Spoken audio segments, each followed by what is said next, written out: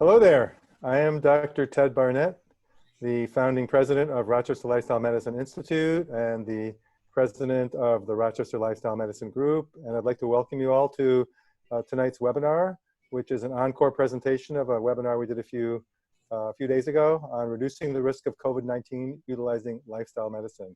And I'm joined by my dear colleague, Dr. Susan Friedman, who is the medical director for the Rochester Lifestyle Medicine Group and also helps us do research as the director of clinical research for the Rochester Lifestyle Medicine Institute.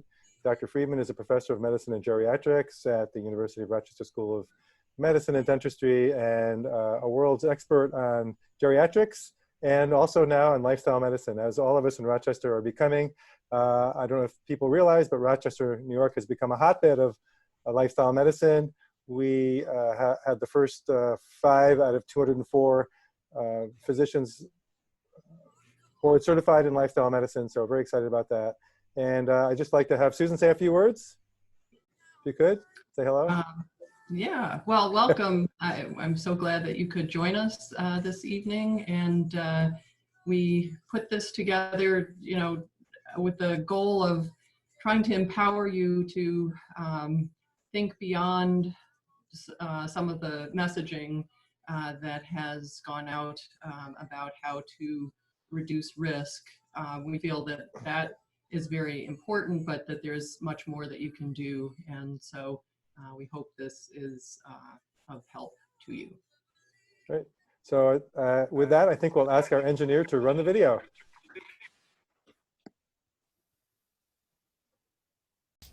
Hello, and welcome to this webinar on reducing your risk from COVID-19 through lifestyle medicine. I'm Dr. Susan Friedman. I'm a professor of internal medicine and geriatric medicine at the University of Rochester School of Medicine and Dentistry. I'm also the medical director at Rochester Lifestyle Medicine Group. Rochester Lifestyle Medicine was founded by Dr. Ted Barnett in 2015 in an effort to reduce the worldwide burden of chronic disease. We are living in unique and unsettling times, and it feels oftentimes that it's changing from moment to moment, which oftentimes it is. We wanted to let you know that there is a lot that you can do right here and right now to reduce your risk from this virus.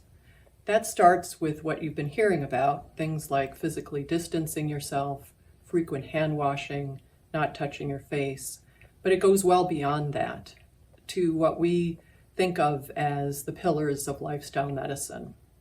And so we'd like to review all of that with you in the next several minutes in an effort to empower you to take the steps that you need to reduce your risk from COVID-19. Thank you for watching. Okay, so again, we're going to talk about reducing the risk of COVID-19 through employing the principles of lifestyle medicine. And at Rochester Lifestyle Medicine Institute, we really believe that knowledge is power. There is a lot that you can do to reduce your risk, and that's why we're talking to you about this today. We are going to cover several topics today. First, we're going to talk briefly about the risk from COVID-19. Then we're going to review how to limit the risk of getting and spreading COVID-19. You've heard a lot about this in the news recently, but we want to make sure that we're all on the same page about that. And then the focus of this is to talk about how to limit the impact of COVID-19 by using the pillars of lifestyle medicine. And just one caveat, this is a rapidly evolving field, so it's important to check and recheck reliable resources for updates. So to start with the good news. The good news is that for most people who get this virus, the disease is mild or even asymptomatic. And secondly, the significant majority of people who get COVID-19 will recover. But it's important to know that there are groups of individuals who are at increased risk for complications.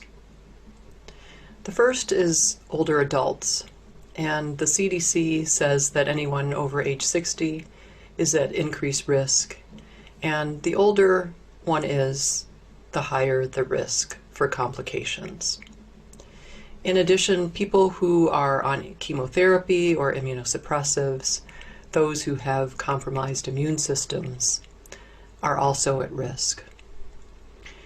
We don't yet know fully whether or to what extent pregnant women are at risk for complications, but there are some theoretical concerns that suggest that pregnant women would be at higher risk for complications.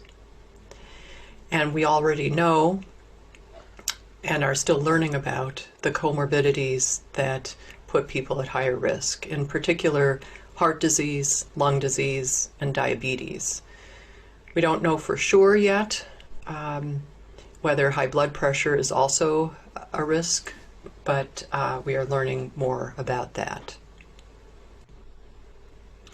So how do we limit the risk of getting COVID-19? In order to do that, we have to know how COVID-19 spreads, and it spreads in two ways. The first is person-to-person spread.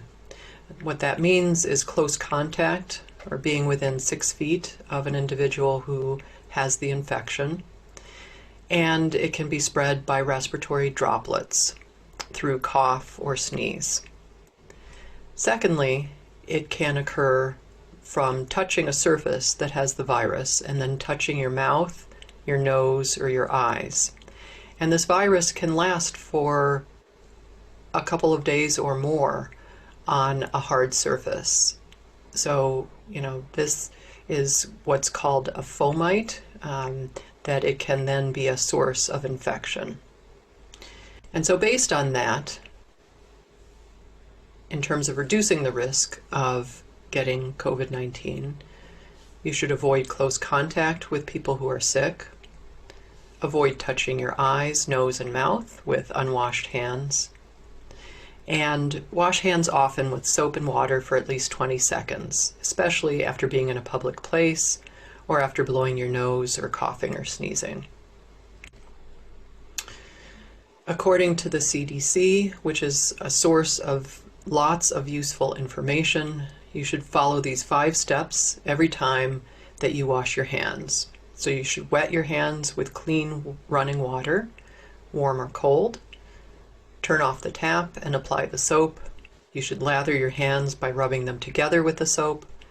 Lather the backs of your hands, between your fingers and under your nails. You should scrub your hands for at least 20 seconds. If you need a timer and you don't have one, you can hum the happy birthday song from beginning to end twice. Then rinse your hands well under clean running water and dry your hands with a clean towel or air dry them. If you want a fun variation on this that you want to share with others, there was a wonderful public service announcement that was done in Vietnam, and based on that, this TikTok was developed. It's a very catchy tune. Or if you're of my generation, Gloria Gaynor singing her song from 1978, I Will Survive While Washing Her Hands.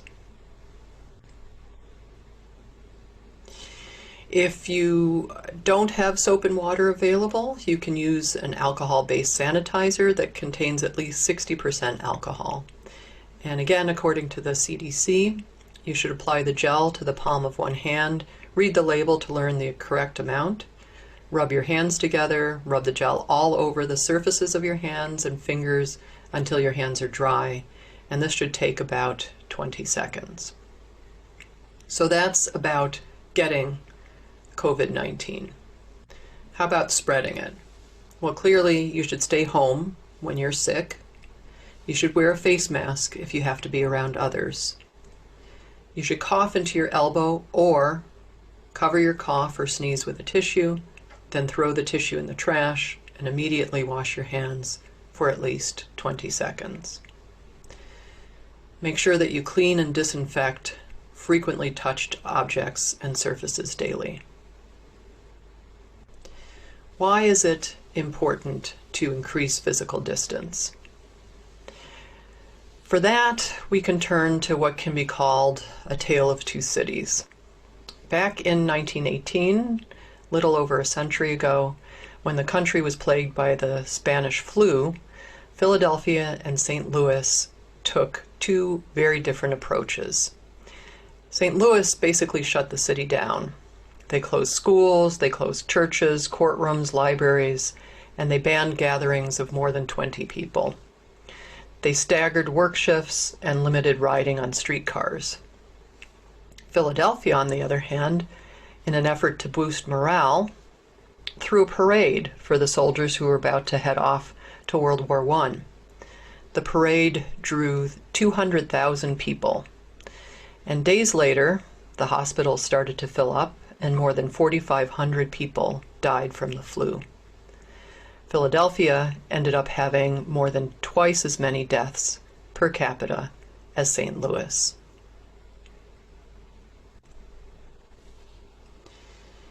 Another reason for increasing physical distance is the impact on the healthcare system.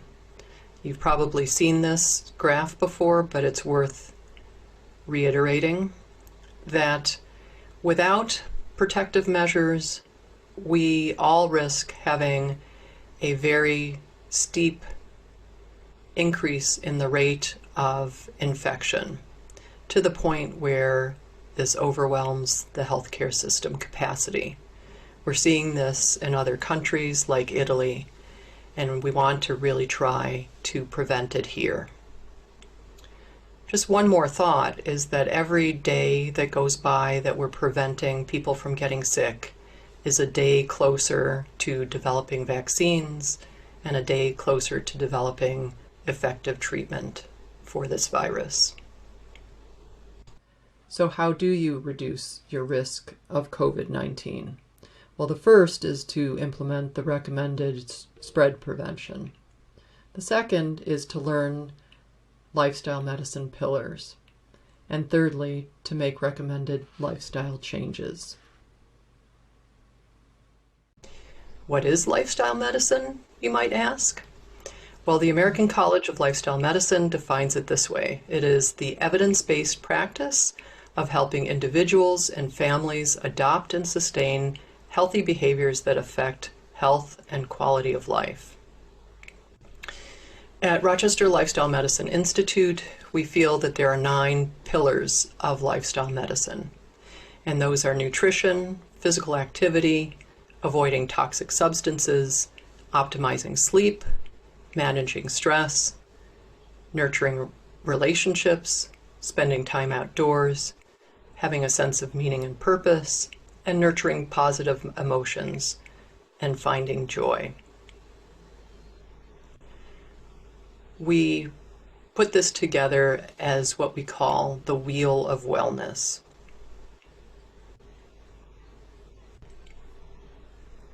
So let's talk about each of the pillars. The first is nutrition. And we recommend moving as far towards a whole food, plant-based diet as you can. So what does that mean? That means eating lots of green leafy vegetables. It means eating vegetables and fruits across a rainbow of colors. It means eating whole grains and legumes. Those are beans, peas, and lentils. And eliminating all animal products. That includes meats, eggs, dairy, like cheese, butter, milk, and so forth. And why is that?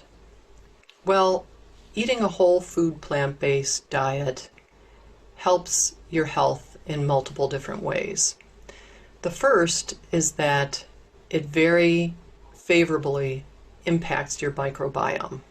So what's the microbiome? The microbiome is all of the cells that we carry around with us that are non-human. Mostly bacteria, but everything else. And a lot of these hang out in our gut, but it's everything included, including what's on our skin and so forth. And when we eat a whole food plant-based diet, what happens is that we feed bacteria in our gut, in particular, that are helpful for our immune system, they're helpful for our mood, and they're helpful for our cardiovascular health. All three of those are targets that are important in terms of building resilience against coronavirus. When we eat whole plant foods, we eat a lot of fiber. Fiber is only available in plants, and that fiber, in turn, feeds our microbiome and makes us healthier. Whole plant foods contain a whole huge array of micronutrients that help to really optimize our health. So a lot of different vitamins, minerals, antioxidants, all things that help with our immune system and cardiovascular health. And finally, a whole food plant-based diet is considered anti-inflammatory. So when we have an inflammatory reaction, we can reduce that through eating a whole food plant-based diet. The second pillar is physical activity. And physical activity is very important for our hearts and lungs. We recommend that you try to exercise daily. Aim for at least 30 minutes of moderate activity per day and work up a sweat. Try to aim for activities that you enjoy doing so that you'll be more prone to do them. The next pillar is avoiding toxic substances. So avoid smoking and avoid vaping or inhaling other substances. You don't want to damage your lungs and put toxic substances in your lungs if you want to build resilience against the coronavirus. You should also avoid alcohol to excess and avoid controlled substances. The next pillar is optimizing sleep. The majority of people in this country are chronically sleep deprived. We just don't get enough sleep. We don't make time for it. This may be an opportunity, if I can use that word, to change the way that we approach things. And so I'd like to suggest that you take the time to get enough sleep. Sleep is very important for your immune system, it's important for your cardiovascular health, and it's important for mood. You should aim for getting 7 to 8 hours of sleep every night. And in order to do that, you should go to bed at the same time each night and plan to get up at about the same time every morning. You will sleep better if you're in a dark, cool, quiet, comfortable room. And it's a good idea to avoid screens within 90 minutes of going to bed. That will help to signal your brain that it's time, that it's nighttime and it's time for bed. The next pillar is managing stress. This is a time of stress for so many of us. And unmanaged stress raises cortisol and impacts the immune system. You need to find ways to reduce that stress. Some options are to talk with family and friends, ask them for help if you need it. This is not a time to be proud. Reach out if you need help. Practice mindfulness and meditation. If this is not something that you've done before, there are many resources that are available to learn how to do it. A few more thoughts about managing stress. Try to stay in the moment and be present. I think it's easy to try to anticipate what might happen tomorrow or next week or next month, but we don't know. Things are changing so quickly. And so, to quote Mother Teresa, yesterday is gone, tomorrow has not yet come. We have only today. Let us begin. And if you find that your stress is becoming unmanageable, please seek professional help sooner rather than later. I thought it would be useful to incorporate just a brief breathing exercise that you can do pretty much anywhere and anytime if you need it. This can help in the short term to reduce your stress. So if you'll do this with me, get comfortable, lie on your back in bed or on the floor with a pillow under your head and knees, or just sit with your shoulders, head, and neck supported against the back of a chair. Close your eyes, and then breathe in through your nose, let your belly fill with air, and breathe out through your mouth. As you breathe in, say in your mind, I breathe in peace and calm. As you breathe out, say in your mind, I breathe out stress and tension.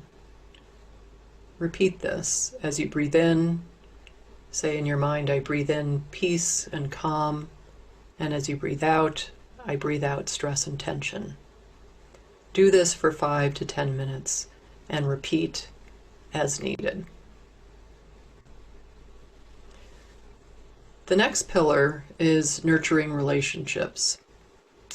And you might have noticed that I've talked about physical distancing rather than the commonly used term of social distancing, because words have implications. And so I want to encourage you to practice physical distancing while socially connecting. To quote Rabbi Yosef Kanefsky, language is a powerful shaper of thinking, and the very last thing we need right now is a mindset of mutual distancing. We actually need to be thinking in the exact opposite way. Every hand that we don't shake must become a phone call that we place. Every embrace that we avoid must become a verbal expression of warmth and concern. Every inch and every foot that we physically place between ourselves and another must become a thought as to how we might be of help to that other, should the need arise. And so, please support and be supported by the people you love. If you're physically apart, use technology. Schedule video chats. Schedule Zoom meetings. There's so many options these days for ways to connect, even if you're not in the same room. Be kind, listen to each other. Express your feelings. I'm sure you have a bunch of feelings at this point, and listen to the feelings of others. Call friends and family and connect in whatever other ways that you can.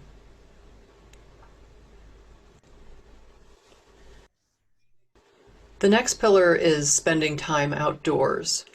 And given our circumstances and how they're changing almost moment to moment, this may depend on your local circumstances.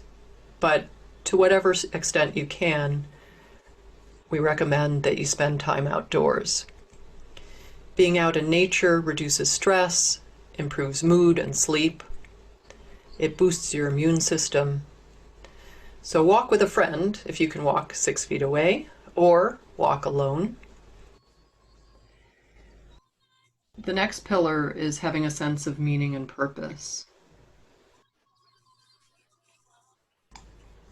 Try to help neighbors or others who may need a hand. Look for programs that are supporting the community. There are many of them springing up. If you're religious, use the power of prayer. And as best as you can, try to think of this as an opportunity. We are in uncharted waters, and this is a time for a reset. And with that in mind, I want to share with you a quote that was shared with me. There's a quote that has been shared with me about this very concept, written by Kitty O'Meara, who's a teacher, writer, photographer, spiritual care provider in the hospital and elsewhere.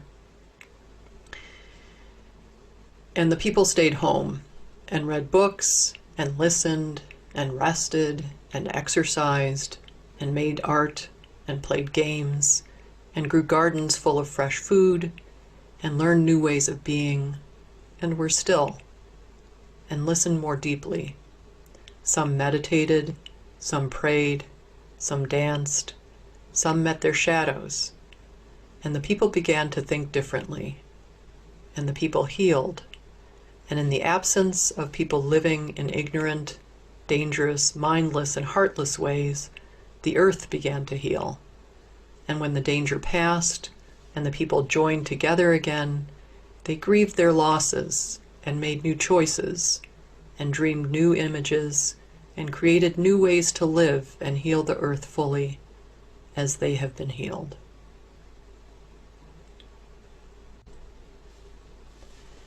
And the final pillar that I want to talk about today is nurturing positive emotion and finding joy. And it may feel like this is a difficult time to do that, but I would challenge you to try to find those moments. There's another quote that I like, which is, "'Tis better to light a single candle than to sit and curse the darkness." So try to be that candle. Try to find moments of joy and light, even if they're few and far between. One idea is to make a list of the things that you're grateful for. Keep it in a place that you can access easily and refer to it often. I carry a list with me in my cell phone, and I've had it for several years, and now I've got several hundred things that I can refer to and remind myself of all the things that I'm grateful for. And then finally, smile and laugh when you can, and share those opportunities with other people. And in that spirit, I'd like to share a couple of things that have made me smile and given me a little lift over the past few days. The first is this little guy, Wellington the rockhopper penguin, who is a resident of the Chicago Shed Aquarium. And when the Shed Aquarium was closed, they let him out to wander around the aquarium and look at all the exhibits. And so if you have a few moments, you can go on YouTube and look at how he responds to seeing all of the different fish and others in the aquarium. It's really very sweet. And the other one that I've been enjoying is Jimmy Fallon's challenge on Twitter to have people describe their experience with quarantine in 6 words. So that's hashtag my quarantine in 6 words. And some of my favorites are couch bed, couch bed, couch bed. Day 1, ate all the snacks. The Naked Chef at Home edition. Very close to befriending a volleyball. And finally, expelled my kid from homeschool. So if you find these fun things, share them with friends, share them with family. Everybody needs a little lift at this point. So in summary, following the pillars of lifestyle medicine can keep your immune system strong, keep your heart and lungs healthy, and keep your spirits up, which may help to avoid getting sick and reduce the impact of the virus. In every sense of the word, we are in this together.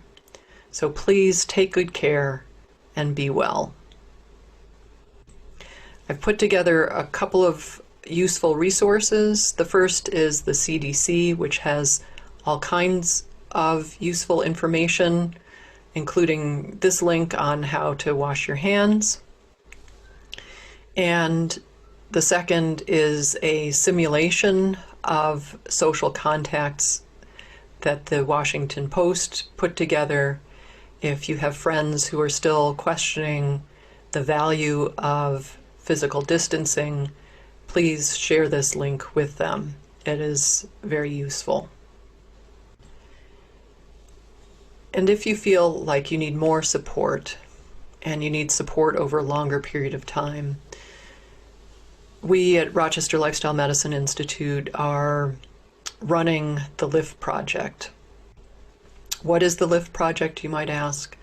The LIFT Project is a program that runs over 10 lessons given twice a week for 5 weeks. Each lesson introduces a scientifically proven way to lift your mood and your life from the fields of neuroscience, positive psychology, and lifestyle medicine. It's available through RLMI, and our support includes weekly webinars for group support, regular emails containing additional and complementary information, especially related to COVID-19, and then finally a closed Facebook group for additional social interaction. Welcome to the LIFT Project. It's an educational adventure designed to lift your mood and your life. Now, the LIFT Project draws together the latest findings from positive psychology, lifestyle medicine, and neuroscience into 10 fun, simple, and fascinating lessons. You get to choose your own educational adventure, but for the best results, I recommend taking one lesson each week over 10 weeks. Each lesson, you learn, experience, think, and share. To learn, you can choose to watch a fun presentation, or you can listen to an audio adaptation if you prefer to learn on the go. Or you can read, where you can dive deeper into the material and explore the science. Then you get to experience the learnings through challenges that I first demonstrate and then invite you to try for yourself. Then there are fun ways to think about what you're learning and experiencing, and ideas on how to share it. Now, I know that you will love what you will discover in the LIFT Project. It's fun, it's fascinating, and most of all, it's uplifting. So join me and let's live more.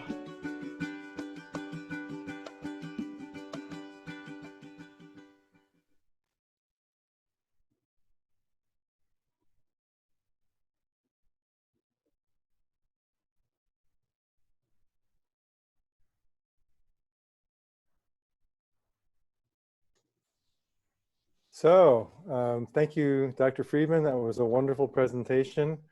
Before we go on, I just want to make a little bit of a clarification. When we run the LIFT project, we're running it over 10 weeks, and it meets twice a week for 10 weeks. So that's actually 20 sessions, and we cover one of the videos each week. So the first session of the week is where we go through the video, and the second session, it's just a conversation. Obviously, there's discussion and conversation the whole time. It's a really fun project. We have quite a few people doing it right now. So we encourage anyone else who is interested, who could use a little support and a little lift, to consider doing that. Before I answer, start to answer some of the questions, I had another one of the 6-word, my favorite 6-word quote. Susan, what was the name of that? That was Jimmy Fallon, right? Jimmy Fallon. Yeah, I have the quote. So this quote is, "I am an introvert. Nothing has changed." So anyway, so one of the questions was, do I need a mask when I walk outside? And I think that's a great question. First of all, as Susan said, we really, really do encourage everyone to get outside. where my wife and I live, we're very fortunate. We live out in the countryside, and going outside is quite simple. We don't really encounter people anyway. So I'm not worried about wearing a mask where I am. First of all, you want to make sure that you're following the local rules wherever you are. But I would suggest if you live in a fairly populated area, you might want to wear your mask when you leave your house or apartment or building. And then when you're away from people, I think it's safe to take your mask off. Really, what you're trying to do is protect other people from catching anything that you might have. That's the main thing. But you can also maybe protect yourself from catching something that other people have. So, you know, you want to be, we don't want people getting in trouble. We don't want to create a situation where people think we're not taking this seriously, because we are. But we also want to be reasonable about it. There's certainly, if you're outdoors and there's lots of sun, the virus is not going to really be around. It can't really survive in ultraviolet light very long. So that would be my response to that. Susan, do you have anything to add to that? Yeah, I would just say, you know, check your local recommendations. I believe that Dr. Mendoza is recommending in Monroe County to wear a mask if you go outside. So again, in more populated areas, it probably does help with reducing spread. So more for spreading it if you're asymptomatic or symptomatic than preventing getting it, but both of those are important.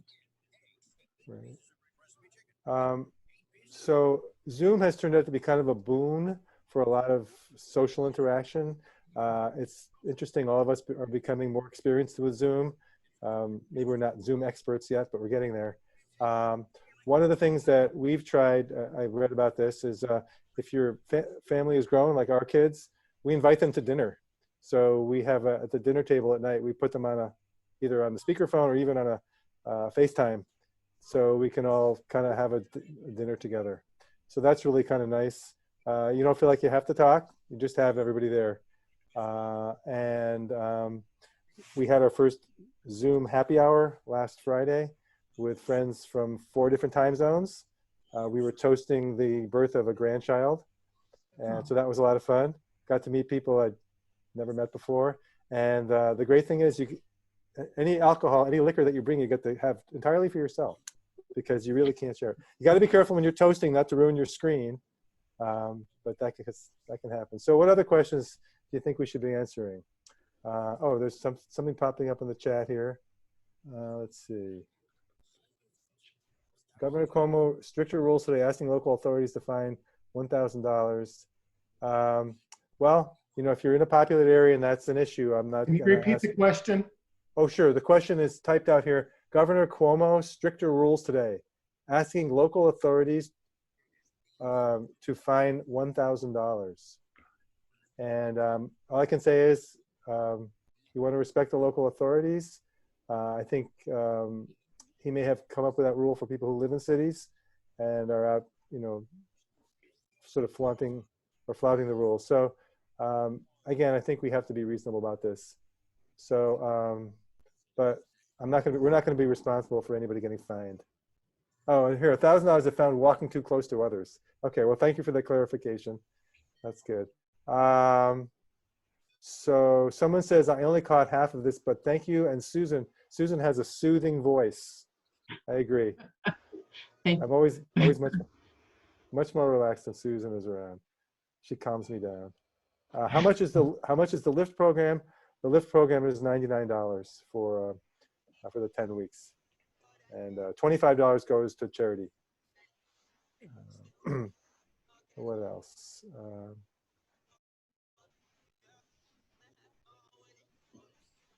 So just generally, when we're talking about keeping your immune system in good shape, you want to be you know, avoiding animal products, as Susan said in the message.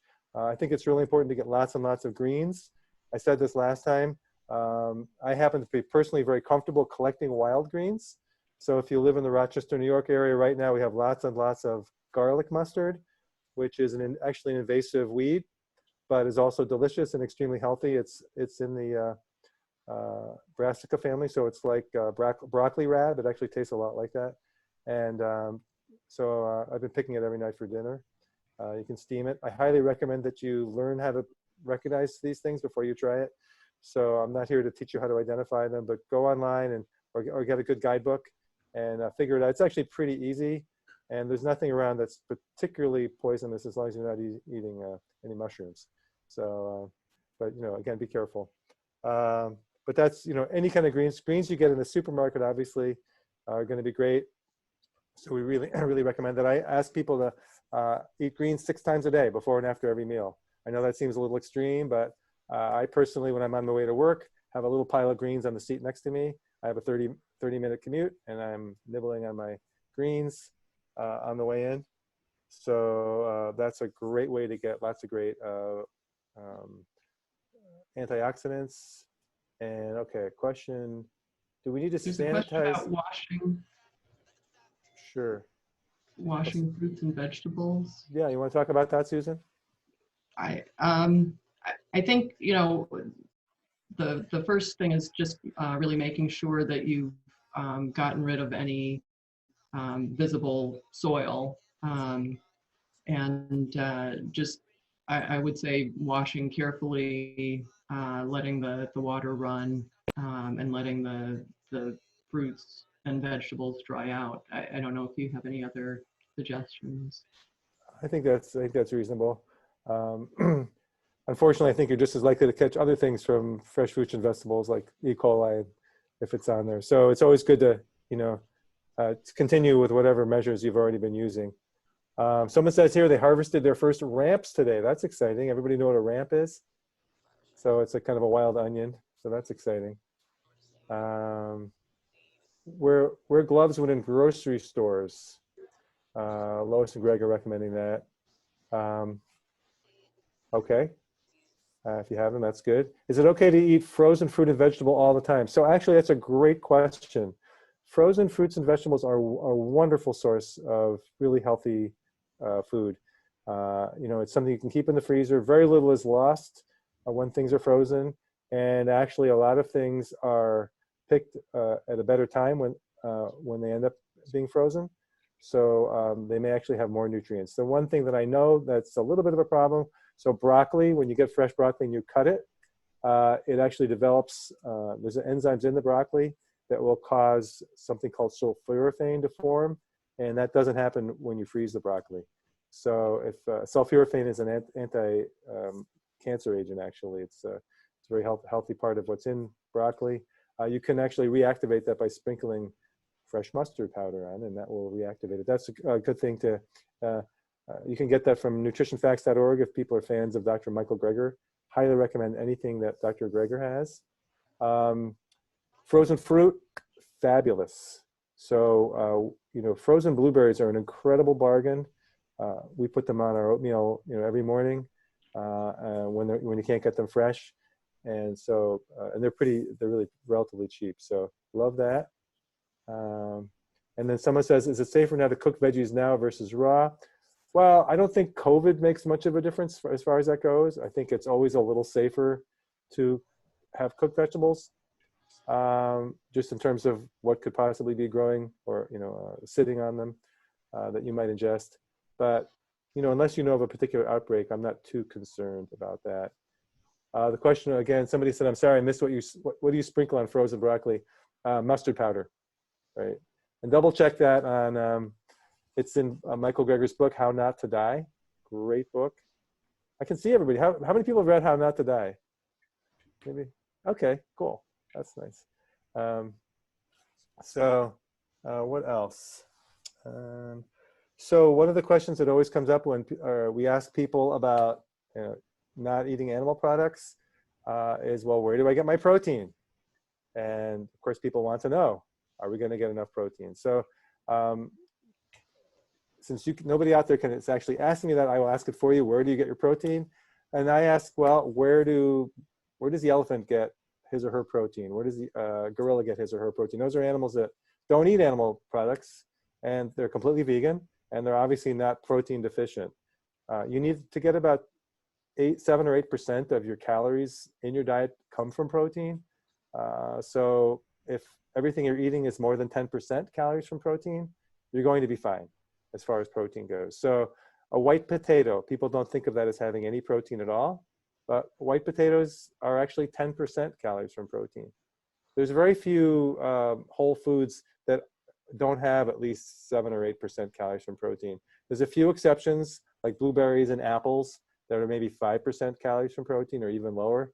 And does that mean we shouldn't be eating those? Of course not. We should be eating those. They're very healthy for other reasons. And there's so much protein in other food that we eat, like broccoli is over 40% calories from protein. Most of the greens are around 30% calories from protein. Beans are in the 20 to 30% range as far as protein goes. And remember, you only need to get 10% of your calories from protein. So if you're getting enough food, if you're getting enough calories every day, you're going to get enough protein from eating whole foods. So I don't think that's really an issue.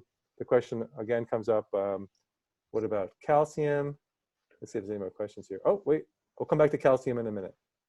Recipe for vegan boost for someone on. So somebody asked about vegan boost for someone on, they didn't finish the sentence. Is that for someone who's on a, needs a nutritional supplement or because they're just not getting enough calories? I'll just assume that question was about someone who's not getting enough calories for whatever reason. There are some vegan nutrition supplements that are equivalent to Ensure, but are actually made from entirely from plants.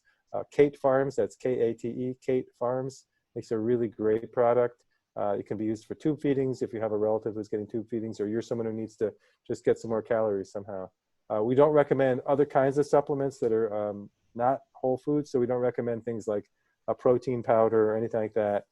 We want you to stay away from fractionated foods. We want you to be eating whole foods, including the everything that basically is edible. So, for example, we don't want you drinking juice. If you're going to have, if you want oranges in your diet, that's great. Eat oranges. Stay away from orange juice. If you want apples in your diet, stay away from apple juice. Have the apples. Let's see. There's a question about organic versus not organic. Right. And so what do you think about that? Yeah. So, if you're able to eat organic, it's a great idea. There are certain foods that are more important to eat that are organic than others. So there's a list that you can look up, the Clean 15 and the Dirty Dozen. So the most important ones to eat organic versus not. So I would say the more that you can eat organic foods, the better for yourself and for the planet. But yeah, if you have to make decisions, that's one of the ways to do that. So a question about Garden of Life protein powder that is plant-based. Well, obviously, if you're going to be consuming a supplement, we want it to be plant-based. But in terms of actual supplement that's for a particular purpose, like to get more protein, we don't think that's a good idea. So Kate Farms, what I'm talking about there is somebody who just can't get enough calories in and they need something liquid to drink. That is a plant product. But as far as actually adding protein powder to anything, we're not big fans of that. I don't think it's necessary. And I think there's, when we start to mess with fractionating foods, that's when we get into trouble. There's a question about should we take any supplements to boost immunity? Anyone who's on a plant-based diet and people over 50 in general should probably be on B12, but also vitamin D, especially in the Rochester area. We tend to be on the low side, especially at this time of year, and so making sure that your levels are sufficient. It's usually safe to take 1,000 to 2,000 international units of vitamin D a day, and that is important in terms of maintaining your immune system. Right. And if you can get outside, that's a great way to get vitamin D. Definitely. Yeah, definitely. Yeah. Right. Being out in the middle of the day, getting sunshine, that's really helpful. Right. Having just said we don't recommend supplements, those are two supplements that we do recommend is B12 for everybody and vitamin D. But really, as far as getting multivitamin is not really necessary. Let me tell you a little story about, let's see, before I tell the story, it says, someone must B12 only be taken sublingually, or is a regular B12 vitamin okay? Yeah, you don't have to take it sublingually. You can just chew it and swallow it, or you can just swallow it whole. B12 is, the dosage of the B12 supplements is so high compared to what you need.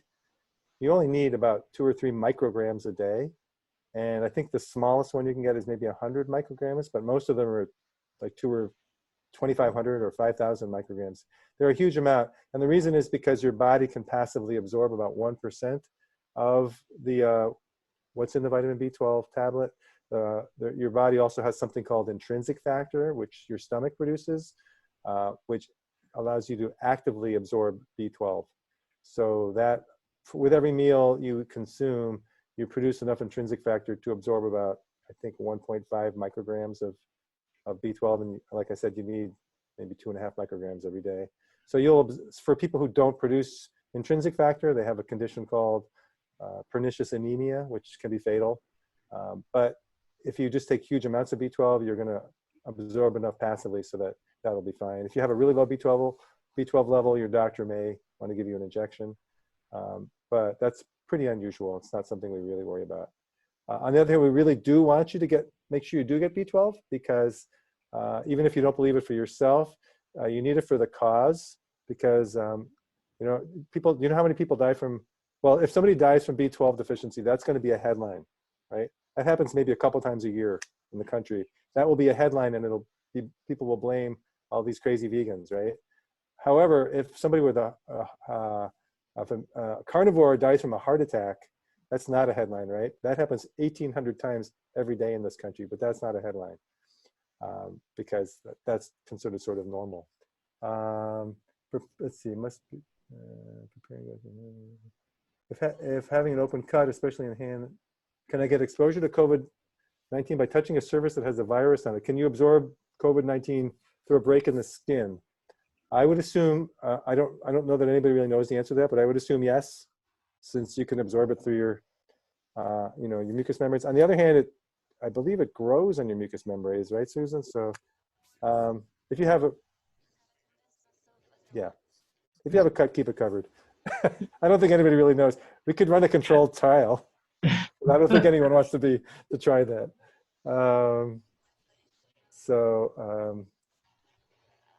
What else? So I was going to tell you the story about beta carotene. So people who smoke, and this is why we don't recommend supplements, because you never know what they're going to do, right? So people who smoke who eat a lot of vegetables have a much lower rate or significantly lower rate of lung cancer than smokers who don't eat a lot of vegetables. So some researchers in Finland about 20 years ago, or maybe a little longer, maybe 25 years ago, decided to do a little research and see, well, why is that? Must be because vegetables have all these antioxidants. And so they said, well, what's a really good what's a famous antioxidant? What's one that we all know about? Well, beta carotene, which is what makes carrots orange and sweet potatoes yellow, and it's a known antioxidant. It's in all kinds of healthy food. So they, being scientists, they said, well, we got to do a control study. Let's make a pill that's got beta carotene and another pill that's a placebo that looks exactly the same. And we won't tell the smokers what they're getting, and we won't tell their doctors what they're getting. We'll make it a double-blind controlled trial. So they gave these smokers beta carotene supplements, and what do you think happened after 7 years? It turned out that the smokers who got the beta carotene tablets actually had a higher rate of lung cancer, opposite of what you would expect. So that's an example where we know beta carotene in food is healthy for you, but actually taken as a supplement where you've isolated it from the actual food caused the problem. So that's why we're really not advocates of supplements. Let's see, what about weight loss? So weight loss is important. In this country, 2/3 of Americans are either overweight or obese, and which is associated with all kinds of morbidity and increased mortality. So and associated with diabetes and heart disease. And we know that it puts you at increased risk. Those other conditions put you at increased risk for a more severe case of COVID-19. So absolutely, whole food plant-based diet is a great way to lose weight. We actually going to be running a 15-day jumpstart, whole food plant-based jumpstart that will be starting, I believe, on April 25th. Check our website, but you can certainly start it on your own.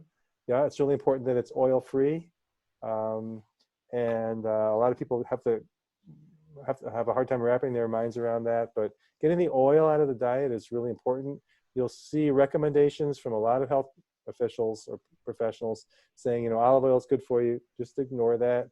We have so many people who come to us who have been vegan for a long time, and nothing really worked until they gave up oil and went into a low-fat, whole food, plant-based diet, and they don't feel deprived, right? So the guy who's our engineer, who's actually running the show tonight, Robert Franke, who's our communications director, has lost 115 pounds and kept it off and does not feel deprived. He's never been healthier. You'd never guess by looking at him he was ever overweight.